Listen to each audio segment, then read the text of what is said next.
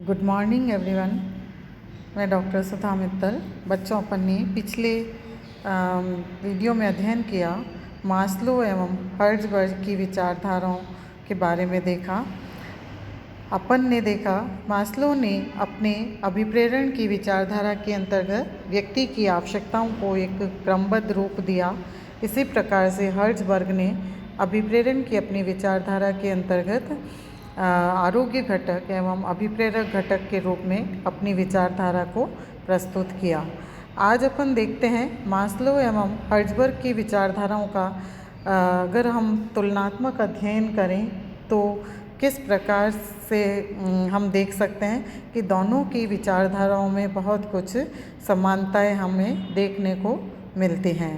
तो आज मास्लो एवं हर्ट्ज़बर्ग की विचारधाराओं का हम तुलनात्मक अध्ययन करेंगे। Comparative study of Maslow's and Herzberg's theories.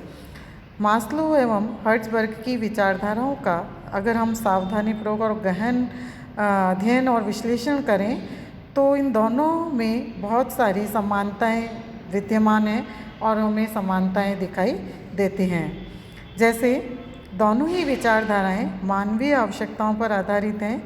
Maslow ने आवश्यकताओं को प्रत्यक्ष रूप में आधार माना है, जबकि हर्ट्ज़बर्ग ने अप्रत्यक्ष रूप में, यानी दोनों ने ही किसी न किसी रूप में व्यक्ति की आवश्यकताओं को महत्व दिया है।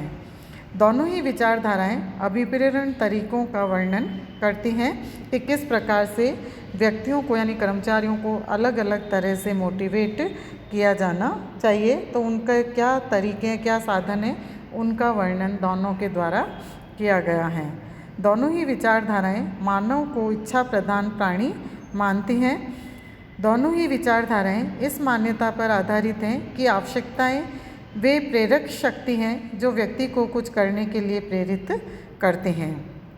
चाहे मास्लो की आवश्यकता व्यक्ति की आवश्यकताओं को देखा जाए या चाहे हर्ट्ज़बर्ग के जो मोटिवेटर और जो आरोग्य घटक हैं, तो दोनों ही फैक्टर्स में है कि किसी न किसी रूप से व्यक्ति को प्रेरित करने की आवश्यकता होती है, तभी वो उस काम को करने के लिए प्रयास करता है। दोनों ही विचारधाराएं मनोवैज्ञानिक विश्लेषण पर आधारित हैं। दोनों ही विचारधाराएं आवश्यकताओं की संतुष्टि पर आधारित हैं और दोनों विचारधाराओं में अभिप्रेरण प्रक्रिया में अति यानी बहुत ही सरलीकरण की प्रवृत्ति रखती हैं। दोनों ही विचारधाराएं व्यावहारिक एवं लोकप्रिय रही हैं।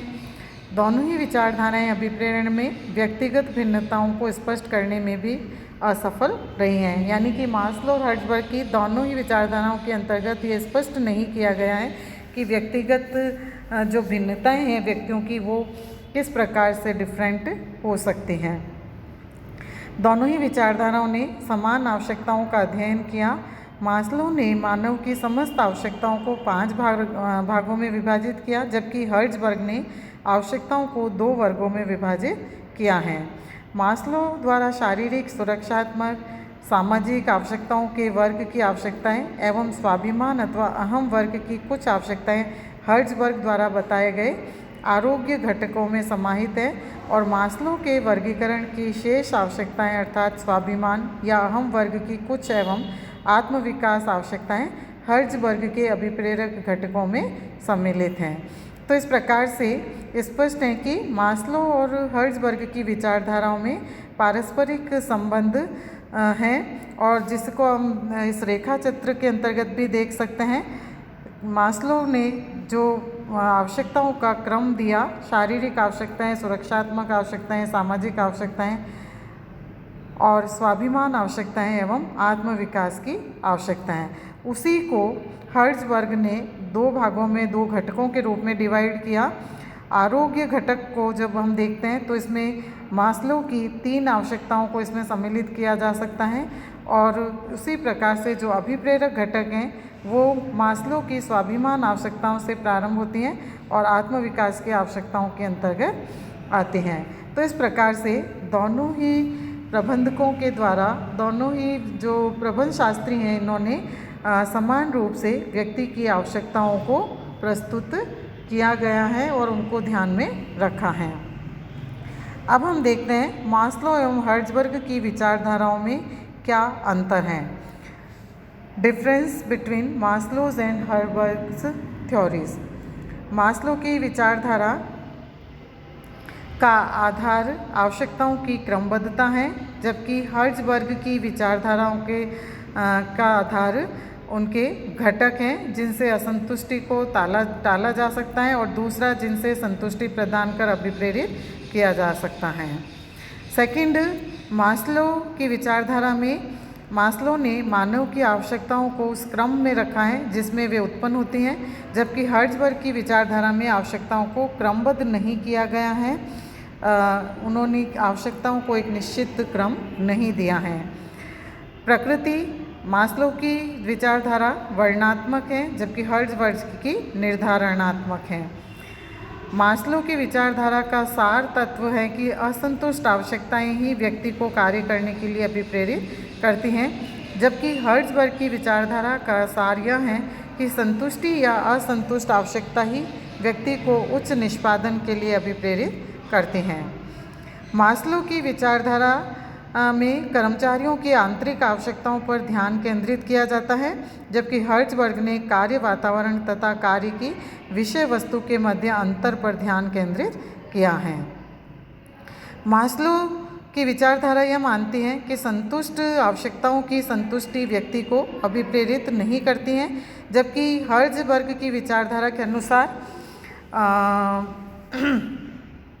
हर्ट्ज़बर्ग की विचारधारा के अनुसार अभिप्रेरक घटक व्यक्ति को सदैव अभिप्रेरित करते हैं।